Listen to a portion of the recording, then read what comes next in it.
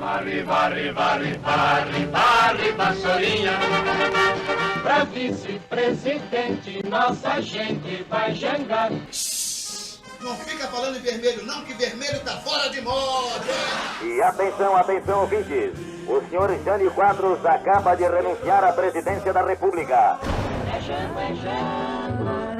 é o João. Dentro da legalidade. Você que está vendo que o parlamentarismo não funciona. Você que tem o direito de escolher o seu presidente e o seu governador. Compareça dia 6 e marque não. Não, não, não, não. E se a força é tua? O povo brasileiro jamais atingirá os seus grandes objetivos sem que se realizem no Brasil as reformas de base reclamadas por toda a nação. Assim sendo, declaro vaga a presidência da República.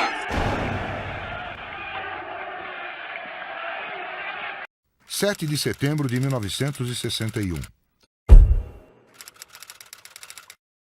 O presidente Jânio Quadros renunciou e só 13 dias depois, no feriado da Independência, seu vice, João Goulart, conseguiu assumir a presidência.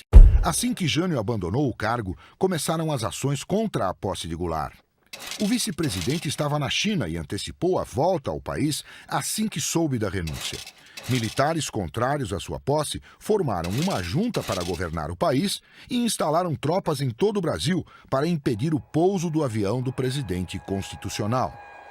Em resposta, no dia 26 de agosto, o marechal Henrique Teixeira Lott, ministro da Guerra do governo Kubitschek, publicou um manifesto à nação em que convocou as forças da produção e do pensamento para apoiar a posse de Jango pelo respeito à Constituição.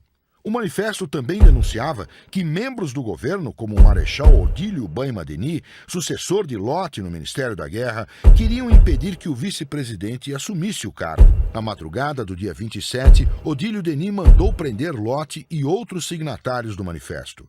No dia seguinte, Ranieri Mazzilli, presidente da Câmara dos Deputados, enviou ao Congresso outro manifesto de militares, desta vez contra Jango. O documento dizia: o senhor João Goulart constituir-se-á, sem dúvida alguma, no mais evidente incentivo a todos aqueles que desejam ver o país mergulhado no caos, na anarquia, na luta civil. As próprias Forças Armadas, infiltradas e domesticadas, transformar-se-iam, como tem acontecido noutros países, em simples milícias comunistas. E ainda há pouco, como representante oficial, em viagem à União Soviética e à China comunista, tornou clara e patente sua incontida admiração ao regime desses países, exaltando o êxito das comunas populares. Mas Jango tinha popularidade. Havia sido eleito vice em 2 governos seguidos. Na primeira eleição, teve cerca de 500 mil votos a mais que Juscelino. Naquela época, a Constituição previa eleições independentes, uma para presidente e outra para vice. Assim, era possível que os dois pudessem ter ideologias diferentes, como aconteceu no governo de Jânio Quadros. O apoio popular à posse de Jango continuou, com a liderança do cunhado dele, Leonel Brizola. Esse apoio ficou evidente numa pesquisa feita pelo Ibope no estado da Guanabara. 81% da população defendiam a posse de Goulart, apesar de o estado ser governado por Carlos Lacerda, que promovia ações contra Jango. Deputados e senadores não aceitaram as condições colocadas pelo Manifesto dos Militares. No entender deles, o regime presidencialista seria uma das causas da crise política que o país vivia. No dia 30, com Jango ainda no exterior, o relator da comissão, o deputado Oliveira Brito, propôs uma emenda à Constituição para transformar o regime de governo em parlamentarista. Na mesma sessão, deputados e senadores concluíram que seria necessária uma votação entre os congressistas. Em 1º de setembro, um dia antes da votação da emenda parlamentarista, Goulart desembarcou em Porto Alegre, vindo de Buenos Aires e Montevidéu. As tropas ainda estavam em prontidão. Finalmente, no dia 2 de setembro, uma comissão mista votou a nova emenda e, no mesmo dia, obteve o resultado. Vai ser anunciado o resultado da votação. Votaram sim 56. 233 senhores deputados, não 55, total 288 votos. Foi aprovada a emenda em segunda e última discussão. Estão convidados os senhores deputados a receberem o presidente da República, Dr. João Goulart, quando desembarcar nesta cidade. O Brasil se transformou numa república parlamentarista, com a posse de João Goulart na presidência e de Tancredo Neves como primeiro-ministro. No dia 5 de setembro, milhares de pessoas recebiam Jango em Brasília, com o hino nacional. Entre povo, militares e jornalistas, ele deu a sua primeira mensagem às forças vivas da produção. Realmente, os trabalhadores constituíram uma das forças mais vivas e mais atuantes nessa batalha pela legalidade. Trabalhadores, estudantes, jornalistas, povo, classes conservadoras, clero, civis e militares, todos se confraternizaram nessa luta extraordinária pela manutenção da paz e pela legalidade. E que a São Paulo, aos seus trabalhadores e às forças vivas da produção no estado de São Paulo, nesta hora, as minhas homenagens e o meu apelo para que colaborem com o governo que vai se instalar na República, pois da colaboração de São Paulo e do Brasil dependerá o êxito do novo governo que se instalará sob o novo sistema parlamentarista. 31 de dezembro de 1962. No último dia do ano, os brasileiros ouviram o presidente João Goulart às 7h30 da noite em rede de rádio e televisão. Àquela altura, o governo dava como certa a vitória do não ao parlamentarismo. O plebiscito aconteceria dali a uma semana. Com o presidencialismo, Jango tinha a oportunidade de relançar o seu governo. Dias antes da fala de fim de ano, o presidente lançou o Plano Trienal de Desenvolvimento para orientar o governo até o fim do mandato, em 1965. O economista Celso Furtado e sua equipe conceberam e escreveram o plano em 3 meses. O plano falava em levar a inflação de 50% para 25% ao ano no final de 63 e, ao mesmo tempo, manter o crescimento anual em 7%. Para fazer isso acontecer, o governo deveria economizar recursos para investir em áreas estratégicas e para evitar mais emissão de cruzeiros. Ao setor privado, caberia o investimento em infraestrutura, ainda que planejado pelo governo. Além disso, os aumentos dos salários dos trabalhadores precisariam ser contidos. Para os funcionários públicos federais, por exemplo, o aumento não poderia passar de 40% ao ano, menos que a inflação. Ou seja, o plano de Celso Furtado prometia dificuldades para todos. Por exemplo, já em janeiro, o governo cortou subsídios de importações para diminuir seus gastos. Petróleo, trigo e papel de imprensa, entre outros produtos, ficaram mais caros. Outro exemplo, para ajudar na contenção dos preços, o governo dificultou o endividamento das empresas. O país precisaria também conseguir um acordo com o nosso principal credor, os Estados Unidos, para facilitar o pagamento da dívida externa e, assim, poder continuar pagando as importações que a indústria precisava para manter o seu crescimento. Esse é justamente o aspecto principal do estudo do pesquisador Felipe Loureiro sobre o Plano Trienal. No início de 63, o que é interessante, há uma preocupação em utilizar o plano de estabilização econômica para fins políticos. O que eu quero dizer com isso? Havia um entendimento muito claro de que, se o governo brasileiro conseguisse implementar um plano de estabilização rígido no médio prazo, ou seja, 1 a 2 anos pelo menos, de forma continuada, necessariamente o Goulart teria que romper determinados vínculos com grupos da esquerda, Porque uma política continuada de restrição creditícia, restrição fiscal, restrição salarial, seria incompatível com a manutenção de uma aliança do Goulart com determinados grupos esquerdistas, inclusive com grupos comunistas, sobretudo no meio sindical. A principal preocupação norte-americana era o vínculo do Goulart com comunistas no meio sindical e alguma participação comunista no governo em cargos secundários. Coisa que o Goulart sempre ressaltava que não era uma aliança com os comunistas, mas apenas uma forma pragmática de conter uma situação social bastante delicada. E não que ele fosse comunista, mas muito pelo contrário, apenas uma aliança pragmática. A maneira conservadora pela qual os Estados Unidos atuam, ela não é fundamentada, pelo menos os documentos recentemente liberados mostram isso de forma muito clara, ela não é fundamentada numa questão técnica, econômica, ela tem razão política, mas eu não utilizaria o verbo sabotar. Acho que no caso é muito forte. É uma aposta para tentar, digamos assim, mudar a postura política do governo Goulart, mas não necessariamente sabotá-lo nesse momento. O plano também não agradou a outro setor que fazia parte da base de apoio de Jango, os que queriam imediatamente as reformas de base, agrária, bancária, urbana e universitária. Furtado dedicou um capítulo do plano a elas, mas não seriam medidas imediatas. Entre os desagradados por isso estavam Leonel Brizola e o Partido Comunista Brasileiro, que apesar de estar na ilegalidade, tinha considerável influência política junto ao segundo escalão do governo e aos sindicatos. As dificuldades políticas cresceram e o governo Jango foi rapidamente abandonando o plano. O corte dos subsídios logo caiu.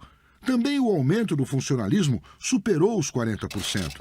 Celso Furtado, em junho de 1963, perdeu a pasta do planejamento que Goulart havia lhe dado no governo presidencialista. Dias depois da demissão do ministro, o governo acabou também com o próprio Ministério do Planejamento. A substituição do plano trienal tampouco iria contemplar a esquerda. Para a pasta da Fazenda, Goulart escolheu o conservador Carvalho Pinto, ex-governador de São Paulo, visando acalmar os empresários e os credores internacionais. 12 de maio de 1963. Mais de 1.000 pessoas compareceram a uma reunião no Rio de Janeiro para planejar o que fazer para que os cabos, sargentos ou suboficiais que haviam sido eleitos em 1962 pudessem exercer seus mandatos de vereadores, deputados estaduais e federais e, dessa forma, defender as demandas dos militares subalternos. Eles queriam melhores soldos, assistência médico-hospitalar e códigos disciplinares menos rigorosos. Em alguns casos, era preciso autorização superior até para se casarem.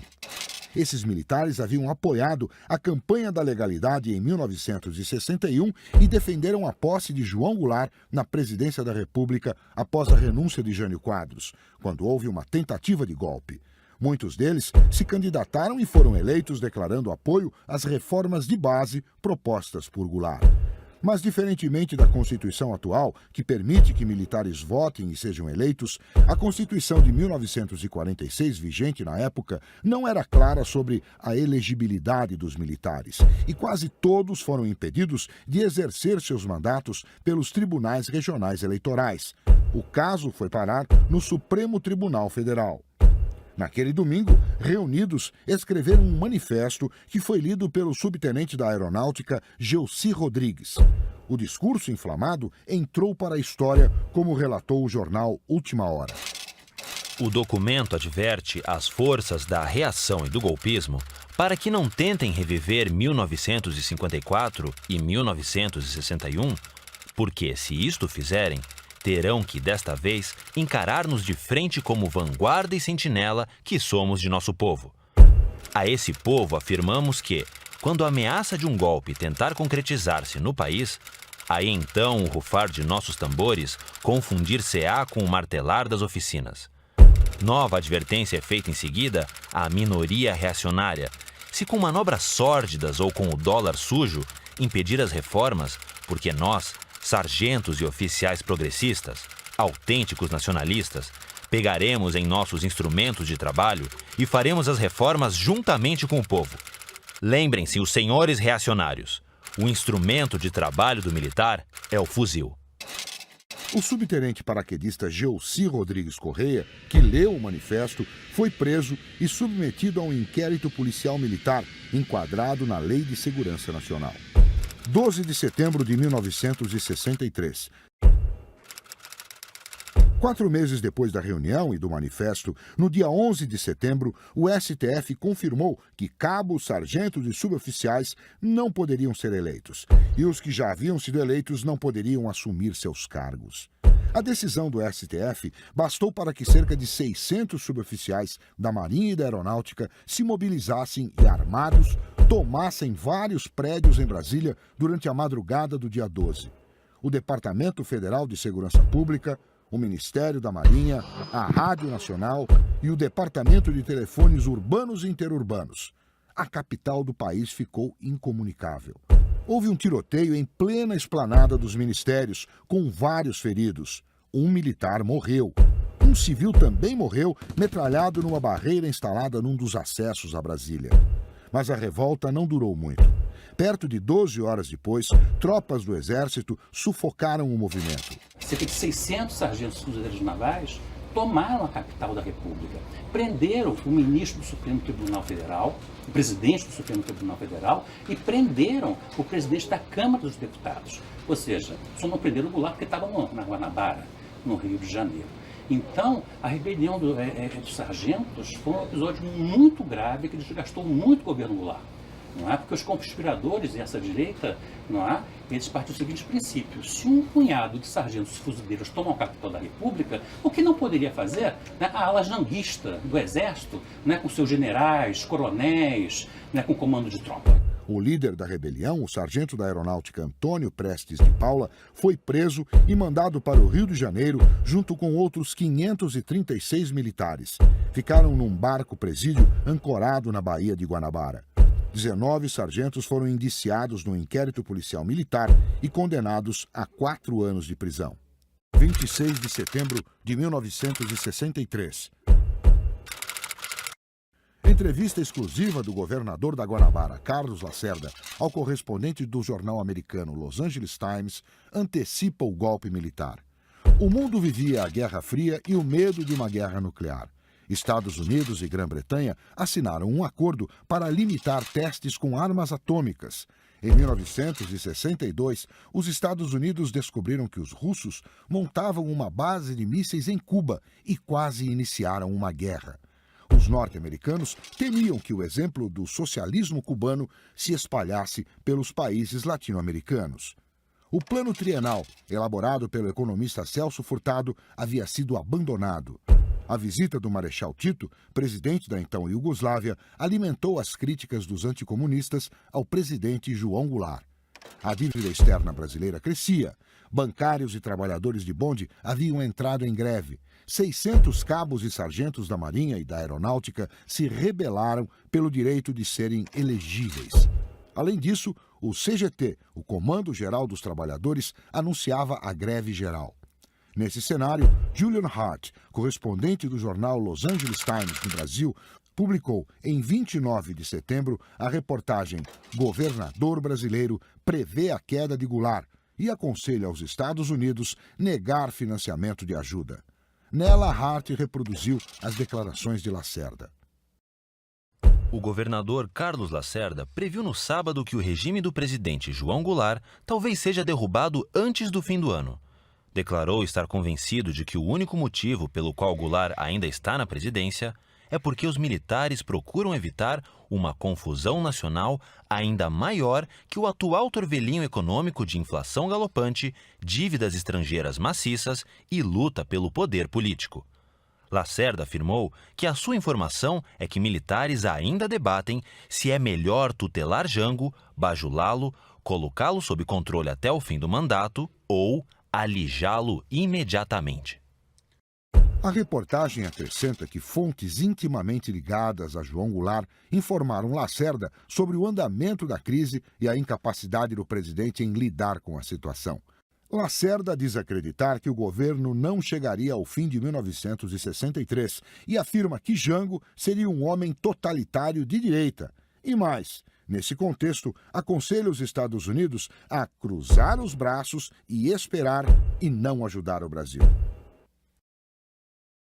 Quando a entrevista foi publicada, o ministro da Fazenda Carvalho Pinto preparava sua viagem oficial aos Estados Unidos, principalmente para negociar a dívida externa brasileira junto ao Fundo Monetário Internacional. A repercussão da entrevista foi expressiva e a veracidade da reportagem foi questionada.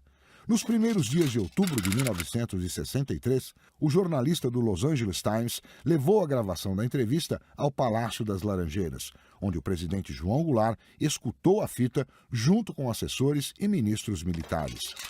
Julian Hart trabalhou como correspondente no Rio de Janeiro entre 1962 e 1964.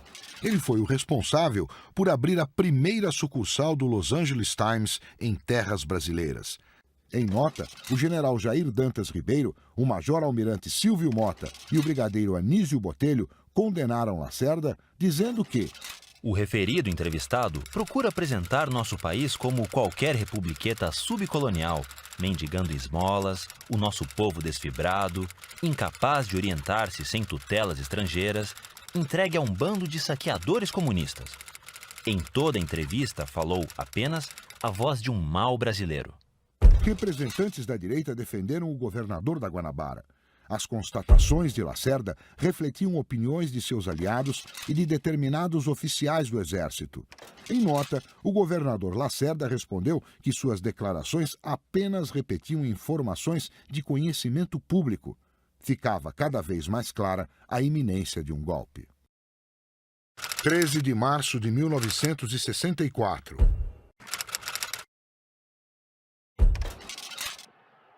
João Goulart discursou em um palanque montado na Central do Brasil, no Rio de Janeiro, em frente ao Ministério da Guerra. Era sexta-feira. O comício das reformas, como ficou conhecido, reuniu mais de 150 mil pessoas. José Leles, do Sindicato dos Metalúrgicos, abriu o grande comício e foi aplaudido pelos trabalhadores. Mas o deputado federal pelo PTB, Leonel Brizola, cunhado do presidente, ex-governador do Rio Grande do Sul, fez o discurso mais inflamado. Ele criticou as direitas e provocou diretamente o governador da Guanabara, Carlos Lacerda. O deputado também atacou o Congresso Nacional, que insistia em não aceitar as reformas de base. O povo olha para um dos poderes da República, que é o Congresso Nacional, e ele diz não, porque é um poder controlado por uma maioria de latifundiários, reacionários, privilegiados e de ibadianos. É um Congresso que não dará nada a mais ao povo brasileiro. Brizola terminou seu discurso de maneira contundente. Não aceitaremos qualquer golpe, venha ele de onde vier. O nosso caminho é pacífico, mas saberemos responder à violência com a violência. O nosso presidente que se decida a caminhar conosco e terá o povo ao seu lado. Quem tem o povo ao seu lado, nada tem a temer. O presidente João Goulart subiu no palanque às 8:45 da noite e falou por 1 hora e 5 minutos. Defendeu as reformas de base e pediu uma conciliação nacional, dizendo que confiava na sensibilidade política e social dos parlamentares para mudar a Constituição. O governo, que é também o povo e que também sou o povo perfeito, reafirma seus propósitos inabaláveis de lutar com todas as suas forças pela reforma da sociedade brasileira. Não apenas pela reforma agrária, mas pela reforma tributária, pela reforma eleitoral ampla, pelo voto do analfabeto, pela elegibilidade de todos os brasileiros, pela pureza da vida democrática, pela emancipação econômica, pela justiça social e ao lado do povo, pelo progresso do Brasil. 13 oradores defenderam as reformas, entre eles o chefe da Casa Civil da Presidência da República, Darcy Ribeiro, e o presidente da União Nacional dos Estudantes, José Serra. Seria um dia decisivo para o futuro dos trabalhadores no campo. João Goulart assinou o decreto da Superintendência de Política Agrária, a SUPRA. Deveriam ser desapropriadas as terras em torno de rodovias e ferrovias, açudes públicos federais, bem como terras beneficiadas por obras de saneamento da União. Era só o primeiro passo para a consolidação da reforma agrária. Os trabalhadores do campo já poderão então ser concretizada, embora em parte, a sua mais sentida e justa reivindicação, aquela que dará um pedaço de terra própria para ele trabalhar, um pedaço de terra para ele cultivar. Aí então, o trabalhador e a sua família sofrida, irá trabalhar para ele, porque até aqui ele trabalha para os donos da terra que ele aluga, ou para os donos da terra que ele entrega sua produção.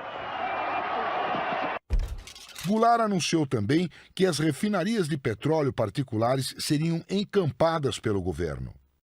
O Comício Central do Brasil significou, não é, que Goulart publicamente estava estabelecendo sua aliança política com as esquerdas. Com as esquerdas lideradas por Leonel Brizola, não é? Com o Partido Comunista, com Luiz Carlos Prestes, com o Comando Geral dos Trabalhadores, que era a grande central sindical da época, e o grupo político do governador de Pernambuco, Miguel Arraes. No dia seguinte ao discurso, Jango assinou um decreto que tabelou o valor dos aluguéis e permitia a desapropriação de imóveis desocupados para uso social. 48 horas depois do comício, o presidente pediu apoio para suas reformas de base na mensagem que enviou ao Congresso no início do ano legislativo. Então, o comício de 13 de março é a senha para a direita partir para o golpe. Não é? Ali a conspiração ela aumenta, não é? É de tal maneira que o governo já não consegue mais controlar nem a radicalização das direitas, nem a radicalização das esquerdas. 19 de março de 1964. Milhares de pessoas saíram em passeata pelas ruas de São Paulo para protestar contra as reformas de base propostas pelo governo João Goulart, que, segundo a oposição e representantes da Igreja Católica, transformariam o Brasil num país comunista e ateu. Quer a ditadura da esquerda, o comunismo ateu, ou a ditadura da direita, o fascismo perseguidor atroz. Aqui estamos ao lado de figuras que comparecem ao lado do povo, figuras de destaque do mundo político brasileiro, que vieram trazer a sua solidariedade ao povo de Santos, que começa a lotar por completo a Praça dos Andradas. A Marcha da Família com Deus pela Liberdade foi convocada através dos jornais por associações religiosas, cívicas, femininas, anticomunistas e os partidos políticos de oposição ao governo federal. As mais de 100 entidades civis envolvidas foram coordenadas pela União Cívica Feminina, fundada em 1962 por mulheres de empresários e militares paulistanos, e também pela Campanha da Mulher pela Democracia, fundada no Rio de Janeiro por padres católicos e esposas de empresários cariocas. A organização das entidades era apoiada financeiramente pelo Instituto de Pesquisas e Estudos Sociais, o IPES, entidade fundada e mantida por empresários paulistas e cariocas, que recebia também dinheiro do governo dos Estados Unidos e era presidida pelo general Golbery do Couto e Silva. Com as informações reunidas pelo IPES, o general Golbery criou o Serviço Nacional de Informações, o SNI, que ele mesmo dirigiu entre 1964 e 1967. A organização da marcha teve apoio do governador de São Paulo, Adhemar de Barros, que não foi, mas mandou a mulher dele, Leonor Mendes de Barros, como representante. Os historiadores atribuem à Marcha da Família com Deus pela Liberdade a legitimação popular do golpe militar que viria em 31 de março daquele ano. Na passeata, cartazes contra o comunismo ateu pediam democracia, liberdade e um governo cristão. Depois de circular pela cidade, a marcha chegou à Catedral da Sé, onde havia sido montado um palanque. Os jornais apoiavam abertamente a mobilização contra o governo e avaliaram o público em 500 mil de pessoas. Segundo as manchetes, uma aglomeração jamais vista em São Paulo. O palanque em frente à catedral ficou cheio. Estavam lá padres, deputados de partidos de oposição, como o PSP, o PSD e a UDN, a primeira-dama do Estado, Leonor Mendes de Barros, o governador da Guanabara, Carlos Lacerda, e o presidente do Congresso Nacional, o senador Auro de Moura Andrade. Todos discursaram contra o presidente João Goulart e o cunhado dele, o deputado federal pelo PTB, Leonel Brizola, ex-governador do Rio Grande do Sul. Para os oradores, os dois queriam implantar uma ditadura comunista no Brasil, e contra isso foi pedida a intervenção das Forças Armadas. A marcha na capital paulista inspirou outras, pelo interior do estado e em outros estados brasileiros. Mas quando elas se realizaram, os militares já haviam ocupado o poder. Foram marchas de comemoração, como a do Rio de Janeiro, que reuniu um público calculado pelos jornais em 1 milhão de pessoas, saudando a vitória da democracia contra o comunismo graças à ação dos militares, que após o golpe instalariam uma ditadura de 21 anos no Brasil. 25 de março de 1964. Mais de 1.500 pessoas se reuniram no Palácio dos Metalúrgicos do Rio de Janeiro para comemorar o 2º aniversário da Associação dos Marinheiros e Fuzileiros Navais do Brasil.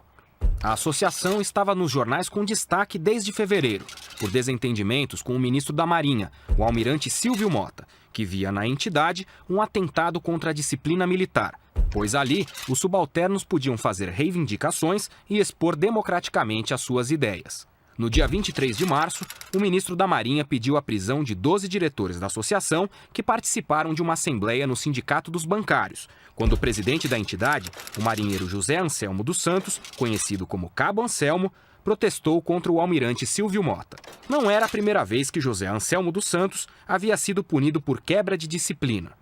6 marinheiros foram presos. Outros 6 continuaram foragidos, entre eles o presidente José Anselmo.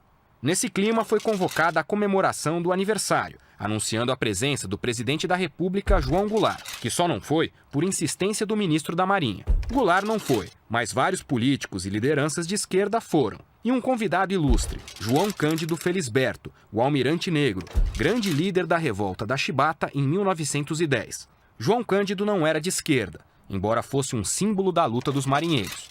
Houve muitos discursos. O do Cabo Anselmo contou com a colaboração do deputado Carlos Marighella, do Partido Comunista Brasileiro, e era dirigido ao presidente da República. Quem tenta subverter a ordem não são os marinheiros, os soldados, os fuzileiros, os sargentos e os oficiais nacionalistas, como também não são os operários, os camponeses e os estudantes. A verdade deve ser dita. Quem, neste país, tenta subverter a ordem são os aliados das forças ocultas, que levaram um presidente ao suicídio, outro à renúncia e tentaram impedir a posse de Jango e agora impedem a realização das reformas de base. Queremos ver assegurado o livre direito de organização, de manifestar o pensamento, de ir e vir. Defendemos intransigentemente os direitos democráticos e lutamos pelo direito de viver como seres humanos. Queremos, na prática, a aplicação do princípio constitucional. Todos são iguais perante a lei. Todos sabiam das prisões já feitas e das que seriam feitas. Um orador propôs que todos pedissem para ser presos em solidariedade aos companheiros detidos. Outro propôs que ficassem lá até a associação ser reconhecida pela Marinha. E as propostas foram aceitas. Ao saber da decisão, o ministro da Marinha determinou regime de prontidão rigorosa. Todos teriam que voltar para seus postos ou seriam enquadrados como insubordinados. E encarregou o comandante do Corpo de Fuzileiros Navais, o almirante Cândido Aragão, de acabar com a reunião. Mas o almirante não cumpriu a ordem e pediu demissão do cargo, junto com o seu subcomandante, o almirante Washington Frazão Braga. No dia 26, quinta-feira santa, os fuzileiros navais chegaram pouco depois das 9 da manhã, comandados por outro almirante, Luiz Felipe Sinai. Mas os rebelados, de dentro do sindicato, convidaram os fuzileiros para participar do movimento e começaram a cantar o hino nacional pelos alto-falantes. 26 fuzileiros sucumbiram ao chamado. Abandonaram na calçada suas metralhadoras, munições e capacetes e se uniram à rebelião. O ministro da Marinha, Silvio Mota, não desistiu. À tarde, cercou o quarteirão com tanques do Exército e tropas de choque para invadir e prender todos dentro do sindicato. Mas o chefe da Casa Civil, Darcy Ribeiro, o ministro da Justiça, o ministro da Aeronáutica e o comandante da 1ª Região Militar interferiram e resolveram aguardar o presidente João Goulart, que estava fora, para mediar o conflito. Por fim, o presidente João Goulart decidiu, na tarde do dia 27, substituir o almirante Silvio Mota pelo almirante Paulo Mário da Cunha Rodrigues. Os revoltosos comemoraram e o almirante Aragão foi erguido nos ombros da marujada. A anistia acirrou os ânimos dos que queriam o fim do governo Goulart e ficou marcada como um dos episódios que provocou o golpe de 31 de março. Depois do golpe, marinheiros que se destacaram como lideranças foram expulsos e condenados a vários anos de prisão. O Cabo Anselmo, presidente da associação, foi expulso da Marinha e preso. Fugiu, deixou o país e voltou para se tornar militante de esquerda, mas foi preso novamente. Colaborou com o regime militar, denunciando e levando à morte vários guerrilheiros, inclusive a própria companheira, grávida de 4 meses. Até hoje, os historiadores e testemunhas do período não têm certeza se o cabo Anselmo já colaborava com os golpistas mesmo antes do golpe, quando ainda era presidente da Associação de Marinheiros e Fuzileiros Navais. 30 de março de 1964. Na véspera do golpe, o presidente João Goulart compareceu a uma reunião no Automóvel Clube do Rio de Janeiro para comemorar o 40º aniversário da Associação dos Subtenentes e Sargentos da Polícia Militar. O presidente havia sido convidado muito antes e foi aconselhado por vários assessores a desistir.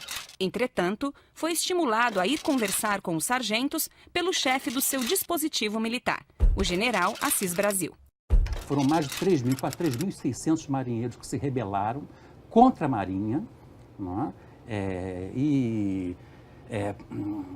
Assim, por meandros ali na resolução desse problema, o Goulart nomeia um ministro da Marinha indicado pelo Comando Geral dos Trabalhadores, que para as Forças Armadas isso foi intolerável. E logo ele anistia os marinheiros, algo que para as Forças Armadas é muito caro, que é a hierarquia e a disciplina, não é? Isso foi desrespeitado. E Goulart foi avisado por vários amigos, assessores políticos, que nas Forças Armadas a hierarquia e a disciplina não podem ser tocados.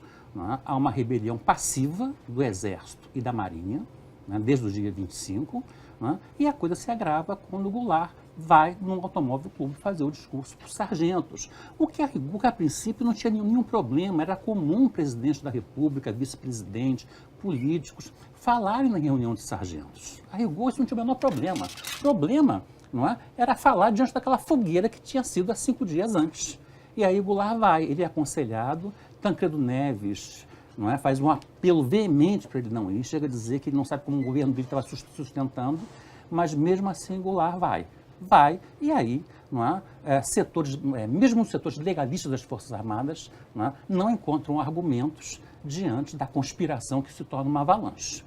O principal alvo do presidente foram os conspiradores que se aproveitaram da crise militar. Jango pediu que os sargentos se unissem cada vez mais e respeitassem seus superiores. Apelou para os verdadeiros sentimentos cristãos da população. Pediu disciplina e respeito recíproco entre comandantes e comandados. Mas ele também falou sobre as reformas de base que deveriam ser feitas dentro da Constituição e criticou os políticos e empresários que estavam usando a religião para mobilizar a população contra o governo, nos movimentos conhecidos como Marchas da Família com Deus pela Liberdade. Estava no Sul quando soube de uma crise que rompia-se na nossa Marinha de Guerra. Desloquei-me imediatamente para o Rio de Janeiro. E aqui a minha única recomendação compreendida e sentida pelo Exército e pela Aeronáutica, é que eu não permitiria jamais que se praticasse qualquer violência contra aqueles brasileiros que encontravam-se homiziados dentro de um sindicato.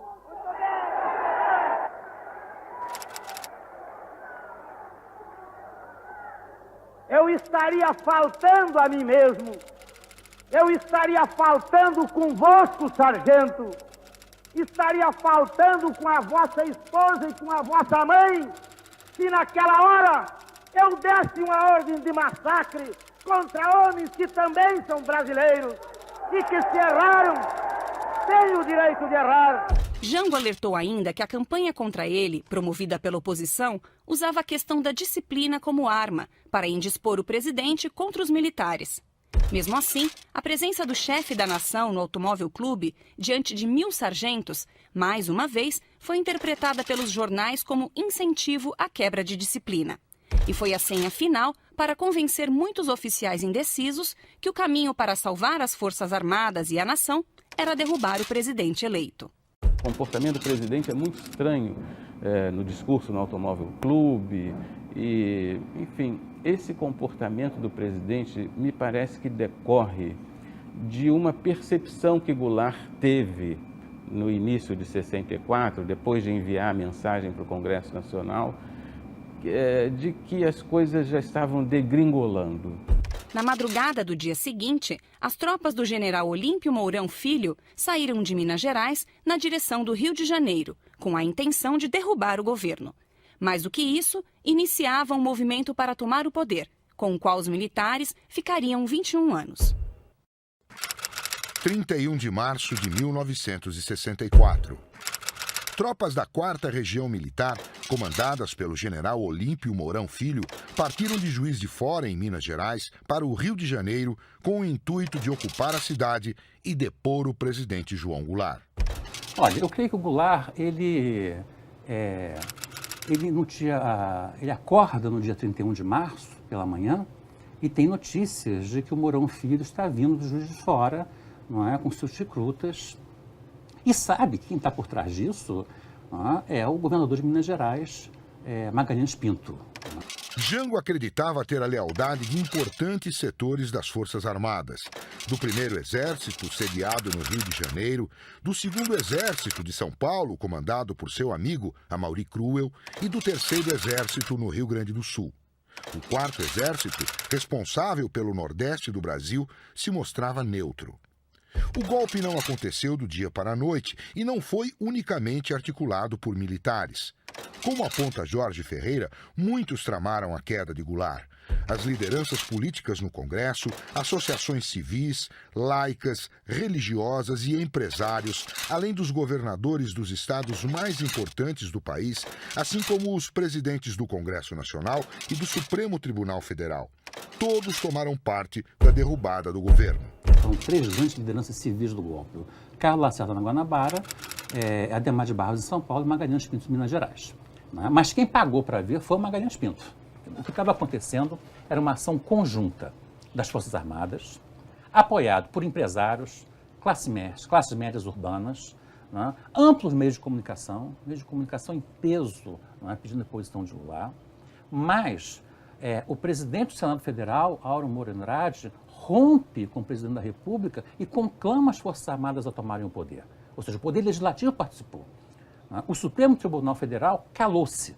Ou seja, os dois poderes da República foram cúmplices disso tudo. Mesmo assim, muitos especialistas consideram a articulação do golpe, como aconteceu, precipitada. Havia uma combinação de que isso aconteceria realmente na data em que aconteceu, mas pegou de surpresa outros líderes militares, inclusive o futuro presidente Castelo Branco, que quando soube dessa movimentação de tropas, ligou para Minas Gerais, dizendo que eles voltassem porque seriam massacrados por João Goulart. Enquanto os recrutas de Mourão Filho desciam a serra em direção a Guanabara, Jango se reuniu no Palácio das Laranjeiras com ministros e assessores. No primeiro momento, o presidente tomou 2 decisões que desarticulariam o golpe. A primeira decisão é mandar o Regimento Sampaio, que era uma força de elite do Exército, aqui na Vila Militar, junto com o batalhão de caçadores de Petrópolis, subir a Serra de Petrópolis e barrar Mourão. Ou seja, seriam tropas profissionalizadas barrando recrutas. Não tinha a menor chance. E essas forças militares obedeceram ao Goulart. E a segunda decisão de Goulart era um decreto em que ele iria fazer uma intervenção no estado de Minas Gerais, depondo Magalhães Pinto, alegando que ele conspirava contra o regime democrático. Então, essas 2 atitudes, acredito eu, e acreditava Goulart, iria assustar o golpe. Contudo, o conselheiro de Jango, Santiago Dantas, conversou com o secretário de Estado de Minas Gerais, Afonso Arinos, e descobriu que, em caso de intervenção, o governador Magalhães Pinto iria decretar estado de beligerância. Isso significava o seguinte: é um estado da federação em beligerância contra a União, o que daria, pelo direito internacional, o direito a países estrangeiros a ajudarem, a apoiarem essa rebelião em termos militares, financeiros e diplomáticos, e que os Estados Unidos fariam isso. A possível intervenção norte-americana mudava tudo. Somada à possibilidade de perda das vidas dos recrutas de Mourão Filho, Jango se recusou a dar a ordem de abrir fogo. Mesmo assim, as forças governistas do Exército, que ainda apoiavam João Goulart, se prepararam para resistir. É o caso dos fuzileiros navais, comandados pelo almirante Cândido Aragão, que atracaram os navios na Baía de Guanabara e estavam de prontidão para agir caso fosse necessário. O comando do Exército estava acéfalo. Na verdade, quem estava comandando pelos bastidores era o Castelo Branco. E aí ele é aconselhado, nomeie um general não é, de grande prestígio, lote. E ele se recusa, não é? Quer dizer, alegando que seria uma desfeita com o general que estava adoentado, já ia sair, quer dizer. Membros de forças da sociedade, como o Comando Geral dos Trabalhadores, sentiram a instabilidade no ar e, temendo um golpe, reuniram trabalhadores e estudantes para mobilizar a esquerda e resistir através de manifestações populares e de uma greve geral. Porém, desde o dia 30 de março, Carlos Lacerda e Adhemar de Barros, principalmente, ordenaram as prisões de importantes dirigentes sindicais, desarticulando a esquerda. O caso do Segundo Exército é claro. Não é? Há relatos que dizem que o Amaury Cruel, ele não queria partir para o golpe. Não é? Simplesmente o alto comando do Segundo Exército tomou a seguinte decisão: vamos aderir, com você ou sem você. E aí ele, entre ficar com o Exército e amizade com o Clark, ele fica com o Exército. No Rio, o governador Carlos Lacerda se instalou no Palácio da Guanabara e mobilizou as polícias civil e militar para protegê-lo contra possíveis ataques dos governistas. Fuzileiros navais tinham cercado a sede do governo do estado e esperavam ordens para prender o governador. O almirante Aragão, que comandava as tropas, estava certo de que a prisão de Carlos Lacerda seria fundamental para frear o golpe. Entretanto, Aragão jamais recebeu as ordens para atacar e Lacerda continuou a liderar a resistência com barricadas e constantes ameaças através do rádio. Almirante Aragão! Almirante Aragão! Assassino monstruoso! Incestuoso miserável! Almirante Aragão! Não te aproximes, porque eu te mato com meu revólver! No Palácio das Laranjeiras, no Rio, João Goulart recusou resistir e recusou todas as sugestões apresentadas por assessores, militares e amigos à direita e à esquerda. Entre elas, prender Carlos Lacerda, reagir com as tropas que ainda eram leais ao movimento da legalidade, romper com entidades vistas como comunistas pelos militares e partidos de oposição. O presidente disse não a todas elas.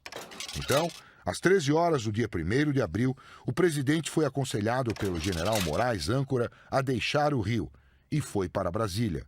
O golpe estava dado. Faltava apenas tirar o presidente do poder constituído. 11 de abril de 1964. O Congresso Nacional elegeu o general Humberto de Alencar Castelo Branco como presidente da República com 361 votos. O antigo chefe do Estado-Maior das Forças Armadas deveria cumprir um mandato tampão até janeiro de 1966, quando expiraria a administração do deposto João Goulart. As eleições indiretas foram previstas 2 dias antes, em 9 de abril, data escolhida pelo Comando Supremo da Revolução para baixar o primeiro dos atos institucionais que caracterizariam a ditadura militar. O comando era uma força-tarefa formada no dia 2 de abril para assumir o controle efetivo do país até a posse do novo presidente. Nele estavam o general Arthur da Costa e Silva, pelo Exército, o brigadeiro Francisco Assis Correia Melo, pela Aeronáutica, e o vice-almirante Augusto Redmacher, pela Marinha. Ranieri Mazzilli, apesar de carregar a faixa presidencial, tinha seus poderes restritos e sua posse não atribuía nem governabilidade nem credibilidade. Era a 6ª vez desde que assumira a presidência da Câmara dos Deputados que subira ao posto de presidente da República em momentos de crise. Além de determinar o processo indireto de eleições para presidente e vice-presidente da nação, o ato institucional concentrava os poderes, dando ao presidente eleito pela maioria do Congresso Nacional o poder de determinar ou prorrogar o estado de sítio. Também concentrava no presidente da República a decisão sobre alteração de gastos governamentais, suspendia por 6 meses as garantias constitucionais de estabilidade e permitia ao Estado caçar direitos políticos de opositores à ordem geral e prender civis e militares acusados de subversão e crimes contra o Estado sem mandado e sem direito a habeas corpus. Já no dia 4 de abril, em intensa reunião entre o Comando Supremo da Revolução, outros militares e governadores como Adhemar de Barros, Carlos Lacerda e Magalhães Pinto, surgia o nome do general Castelo Branco como indicação unânime entre militares e políticos. Mesmo assim, não foi uma solução simples. Os presentes demoraram horas para chegar a um consenso que, no fim, se deu na escolha de uma lista tríplice, incluindo também o marechal Eurico Gaspar Dutra e o general Amaury Cruel para a disputa. Posteriormente, Cruel seria substituído pelo general Juarez Távora. Castelo Branco era parte de um seleto grupo dentro da Organização das Forças Armadas, formado por militares intelectualizados, conhecido por Sorbonne, numa alusão à famosa unidade da Universidade Francesa. Castelo nasceu no Ceará, em 1897, e filho de militar de alta patente, concluiu sua formação em diversas escolas militares do Brasil. No Rio Grande do Sul, estudou com os irmãos Cruel. Foi recruta do general Henrique Teixeira Lott, no Realengo. O general tinha prestígio por ter tomado parte em importantes acontecimentos políticos no país. Atuou na repressão da Revolução de 32, assinou o Manifesto dos Generais em 1954 e também foi comandante do 4º Exército, sediado no Recife. Ele fez parte do comando da Força Expedicionária Brasileira na Itália durante a Segunda Guerra Mundial. Lá conheceu e fez amizade com militares norte-americanos. Destaque para o coronel Vernon Walters, adido militar norte-americano durante a década de 60. Essa amizade seria fundamental para o sucesso do golpe. Apesar de ser pouco conhecido pelos colegas do alto escalão militar, o nome de Castelo ganhou projeção em 20 de março, com a divulgação de uma circular reservada em que o general repreendia os acontecimentos do comício da Central e deixava em alerta as Forças Armadas para defender a legalidade da Constituição. Na eleição, Castelo recebeu 361 votos contra 72 abstenções, sendo a maioria do Partido Trabalhista Brasileiro, que representava a esquerda da época. O marechal Dutra recebeu 2 votos e Juarez Távora 3 votos. Em 15 de abril, Castelo assumiu a presidência da República. Em seu discurso de posse, defendeu a democracia, as leis e o espírito cívico da nação. Meu governo será o das leis, o das tradições e princípios morais e políticos que refletem a alma brasileira. Meu procedimento será o de um chefe de Estado sem tergiversações no processo para a eleição do brasileiro, a quem entregarei o cargo a 31 de janeiro de 1966. Farei o quanto em minhas mãos estiver para que se consolidem os ideais do movimento cívico da nação brasileira nestes dias memoráveis de abril, quando se levantou unida, esplêndida de coragem e decisão, para restaurar a democracia e libertá-la de quantas fraudes e distorções a tornavam irreconhecível. Não através de um golpe de Estado, mas por uma revolução que, nascida nos lares, ampliada na opinião pública e nas instituições e decisivamente apoiada nas Forças Armadas, traduziu a firmeza das nossas convicções e a profundidade das nossas concepções de vida. Nossa vocação é a liberdade democrática, governo da maioria com a colaboração e respeito das minorias. Humberto de Alencar Castelo Branco ficou no poder até março de 67. Morreu logo depois, em julho, em um acidente aéreo. 13 de junho de 1964. Foi criado o Serviço Nacional de Informações. O objetivo do SNI era assessorar o presidente da República e montar um estado de vigilância sobre o sistema político e a sociedade. O órgão foi criado e chefiado por Golbery Couto e Silva, que teve seu nome aprovado para o cargo pelo Senado. Ele tomou posse no dia 25 de junho. Em seu discurso, Golbery convocou a população a colaborar com o SNI, além de reafirmar o seu compromisso com o presidente da República. Entendo que o Serviço Nacional de Informações deva ser uma janela aberta de par em par aos influxos dos mais sutis da opinião pública nacional, no pensamento e ao sentir de nosso povo, desde os mais longínquos rincões da pátria, de modo a acolhê-los todos, a registrá-los e analisar, fornecendo a cada momento ao excelentíssimo senhor Presidente da República e seus auxiliares de administração uma estimativa adequada da situação nacional. No fim, chamou o SNI de Ministério do Silêncio, já que o público não teria acesso às investigações. Será bem como que um Ministério do Silêncio. Em compensação, buscará afirmar-se como órgão capaz de ver, de auscultar e de interpretar com serenidade e isenção. Por isso mesmo, aberto sempre a quem desejar cooperar com ele, honestamente, nessa superior tarefa de informar, com oportunidade e justeza, o governo da República. O SNI surgiu do trabalho anterior de Golbery. Desde 1962, ele coordenava o Instituto de Pesquisas e Estudos Sociais, o IPES, onde montou um grande arquivo sobre vários líderes políticos, empresariais e pessoas públicas. Em 1962, foi fundado o IPES. Seu objetivo: apontar soluções democráticas para os problemas brasileiros.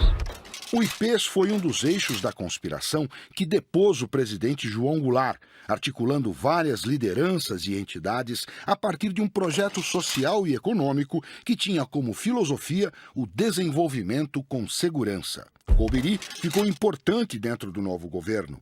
Como chefe do SNI, tinha todas as prerrogativas de um ministro de Estado. O Serviço Nacional de Informações só respondia ao presidente da República. Era uma espécie de órgão assessor para a tomada de decisões a respeito de tudo, inclusive das pessoas que poderiam ou não fazer parte do governo. O SNI nunca participou diretamente de ações policiais. Era responsável apenas pelo serviço de espionagem bancado pelo governo. A rede de investigação do Serviço Nacional de Informações era extensa. Havia uma agência central em Brasília que coordenava todas as informações das agências regionais nas grandes capitais. Mas o serviço não estava só nas capitais. Os escritórios em muitas cidades também coletavam informações que em Brasília eram organizadas e as que não fossem usadas iriam para um arquivo. Além das agências, existiam as secretarias, que respeitavam um sistema semelhante ao da Agência Central de Informações dos Estados Unidos, a CIA. As secretarias organizavam o funcionamento do SNI e dividiam as informações por temas e áreas específicas de atuação. Eram 5 secretarias. A administrativa cuidava dos gastos e da burocracia. A Secretaria Política vigiava as atividades dos parlamentares em todo o país, tanto sua vida partidária quanto a particular. A Secretaria Econômica observava os agentes econômicos e a conjuntura dos mercados dentro e fora do Brasil. A Secretaria Ideológica acompanhava os movimentos considerados subversivos, aqueles que faziam oposição ao regime. E a Secretaria Psicossocial observava as atividades de igrejas, escolas e outros segmentos da sociedade, sobretudo a área cultural, considerada um campo de batalha ideológica na Guerra Fria. Outra parte das investigações do SNI eram as assessorias. Eram desvinculadas das secretarias, mas tinham a responsabilidade de vigiá-las, e eram vigiadas por elas. Havia agentes em cada departamento para aumentar o controle e evitar o vazamento de informações. Uma parte importante do controle eram as assessorias de segurança institucional, que espionavam dentro das repartições públicas, ministérios e autarquias. Pela chefia do SNI passaram 2 presidentes da República, Emílio Garrastazu Médici e João Batista Figueiredo, além do próprio Golbery do Couto e Silva. Isso lhe deu uma característica de superministério. Com o fim do regime militar, o SNI deixou de existir. Em 1999, surgiu a Agência Brasileira de Inteligência, como órgão central do Sistema Brasileiro de Inteligência. 10 de outubro de 1964. O general-presidente Castelo Branco discursa no encerramento do 5º Fórum de Reitores, realizado no Palácio Guanabara, no Rio de Janeiro. O pronunciamento duro tem o movimento estudantil como alvo. É para não pairar dúvidas quanto à posição do governo em face do movimento estudantil. Sei que em tal movimento existem setores vinculados à subversão. Castelo Branco convocou os professores a agir com o governo contra o movimento estudantil. Aos reitores e professores, graças à autêntica posição de liderança no meio estudantil, deverá caber a importante missão de tornar irrelevante, se não insignificante, a ação deletéria dos que se encontram não a serviço da classe acadêmica ou das aspirações nacionais, mas inspirados pelo desejo de subverter e destruir. O movimento estudantil, muito ativo antes do golpe, resistia, principalmente nas universidades públicas. Naquele início de outubro, em São Paulo, estudantes das faculdades de Filosofia e de Arquitetura da USP estavam em greve, em protesto pela demissão, com base no ato institucional, de 7 professores da Faculdade de Medicina. Entre eles, Luiz Hildebrando Pereira da Silva, Ernei Camargo e Thomas Mack. No mesmo dia, em São José dos Campos, 12 alunos do ITA, o Instituto de Tecnologia da Aeronáutica, foram expulsos, acusados de planejar a explosão de uma ponte por onde passaria o general Amaury Cruel, na Via Dutra. Os alunos negaram a acusação. Diante do ministro da Educação, Flávio Suplicy de Lacerda, e 33 reitores, Castelo Branco não deixou dúvidas. Os alunos podem errar, seus mestres, jamais. Os erros destes costumam ter consequências definitivas. Por um lado, o general pedia o empenho de professores para a caça aos alunos. Por outro, falou em reforma universitária, com tempo integral para o corpo docente. A reforma só veio no governo seguinte do general Arthur da Costa e Silva. Menos de 20 dias depois do discurso de Castelo Branco no 5º Fórum de Reitores, o Congresso Nacional aprovou a extinção da UNE.